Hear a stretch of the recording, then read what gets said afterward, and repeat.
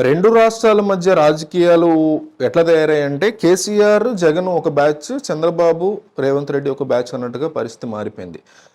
తెలంగాణలో సీఎం ఎవరైనా, అక్కడ ఆంధ్రాలో సీఎం ఎవరైనా కూడా ఇద్దరి మధ్య సయోధ్యం ఉండాలి అనే కాన్సెప్ట్ని వీళ్ళు వదిలేసి కేవలం వీళ్ళ వ్యక్తిగత ఈగోల కోసం, వీళ్ళ వ్యక్తిగత అవసరాల కోసం, వీళ్ళకి ఉన్నటువంటి లాలూచీల కోసం రెండు టీమ్స్గా విడిపారు. సరే, అయితే ఇప్పుడు ఆంధ్రప్రదేశ్లో ఎన్నికల ప్రచారానికి కావచ్చు, వైజాగ్ స్టీల్ ప్లాంట్ సంబంధించిన ఒక భారీ బహిరంగ సభకి రేవంత్ రెడ్డి వచ్చారు.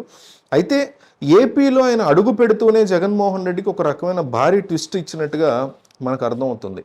ఆ ట్విస్ట్ ఏంటనే చూద్దాం. దానికంటే ముందు కేసీఆర్ని గెలిపించడం కోసం జగన్ చాలా తపన పడ్డారని, కష్టపడ్డారని, పైగా 2018లో కేసీఆర్ గెలిచిన తర్వాత 19లో అక్కడ ఆంధ్రప్రదేశ్లో జగన్మోహన్ రెడ్డి గెలవటం కోసం కేసీఆర్ తన సాయశక్తిలో వడ్డారని, హైదరాబాద్ ప్రాంతంలో జగన్కి ఉన్న ఫినాన్షియల్ థింగ్స్ అన్నిటిని ఆయన సపోర్టివ్గా నిలిచారని, అందువల్ల ఈరోజు కేసీఆర్ చాలా స్ట్రాంగ్గా ఇద్దరి మధ్య బంధం ఉందని అంటారు. అయితే అదే పని అప్పుడు ఆయన చేసినటువంటి పని ఫినాన్షియల్గా చంద్రబాబుని కట్టడి చేసి జగన్ని ఫ్రీ ఫ్లో ఇచ్చేలాగా హైదరాబాద్ ప్రాంతంలో చేయడం అనేది అప్పుడు కేసీఆర్ చేస్తున్నట్టు ఇప్పుడు రేవంత్ రెడ్డి జగన్కి కట్ చేసి చంద్రబాబుకి ఫ్రీ ఫ్లో ఇస్తున్నారు అనేటువంటి ఆరోపణలు ఉన్నాయి. ఏదేమైనా వీళ్ళు కొమ్మక్కు అవుతారు, ఒకళ్ళని కట్ చేసుకుని ఇంకొకళ్ళని ఎత్తున పెట్టుకుంటారు తప్ప ప్రజల విషయాన్ని ఆలోచించేంత గొప్ప మైండ్ సెట్స్ ఉండవు వీళ్ళకి.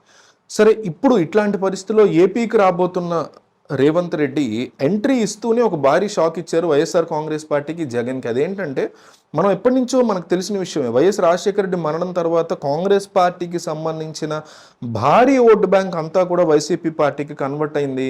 సోనియా గాంధీ తనని అన్యాయంగా అరెస్ట్ చేశారని, జైల్లో పెట్టించారనేటువంటి సింపతితో ఆ ఓటు బ్యాంక్ అంతా వైసీపీకి కొత్త పార్టీ పెట్టి తెచ్చుకోగలిగిన జగన్మోహన్ రెడ్డి ఈరోజు ఆ కాంగ్రెస్ పార్టీకి తన చెల్లి వైఎస్ రాజశేఖర రెడ్డి కూతురే హెడ్గా రావటం వల్ల ఆ ఓట్ బ్యాంక్ ఎంత వెనక్కి వెళుతుందనేటువంటి భయంతో ఖచ్చితంగా ఉన్నారు. ఎందుకంటే తెలుగుదేశం పార్టీ యొక్క ఓట్లు చేల్చడం కంటే కూడా, అంటే యాంటీ ఇంక్యుమెన్సీ ప్రభుత్వానికి వ్యతిరేకంగా ఉన్న ఓట్లు చేల్చడం కంటే కూడా జగన్తో ఉన్న ఓట్లనే చీల్చుకోగలిగే కెపాసిటీ తనకు ఉందని వైఎస్ షర్మిల మొదటి నుంచి చెప్తున్నారు. అది ఈరోజు రేవంత్ రెడ్డి యొక్క సభతో ప్రూవ్ అయింది అంటున్నారు. ఎందుకంటే జన సమీకరణ చేసే విషయంలో వైఎస్ఆర్ కాంగ్రెస్ పార్టీకి ఇన్నాళ్ళుగా సపోర్టర్లు ఉన్న చాలా మంది వైజాగ్ ప్రాంతంలో వాళ్ళే ఈ సభకి ఎక్కువగా వచ్చినట్టుగా మనకు కనిపిస్తుంది. దాంతో కాంగ్రెస్ పార్టీకి సంబంధించినటువంటి శ్రేణులు వెనక్కి వస్తున్నాయి అనేది ఈ సభతో ప్రూవ్ అయింది. తద్వారా బయటికి పబ్లిక్గా రావడానికి ఎంతమంది వస్తే ఓట్లు వేసేటప్పుడు ఎవరికి కనిపించదు, ఎంతమంది నొక్కుతారు కాంగ్రెస్ పార్టీకి. తద్వారా వైసీపీ యొక్క ఓటు ఎంతగా చీలిపోతుంది, ఎంత పర్సంటేజ్ ఓట్లు పెరుగుతాయి కాంగ్రెస్కి అనేది ఇక్కడ బిగ్ డిస్కషన్. 1.2% 2019లో ఉంది కాంగ్రెస్ పార్టీకి ఏపీలో ఓటు బ్యాంక్. ఇప్పుడు అది 6% అవుతుందని చాలా సర్వే సంస్థలు చెప్తున్నాయి.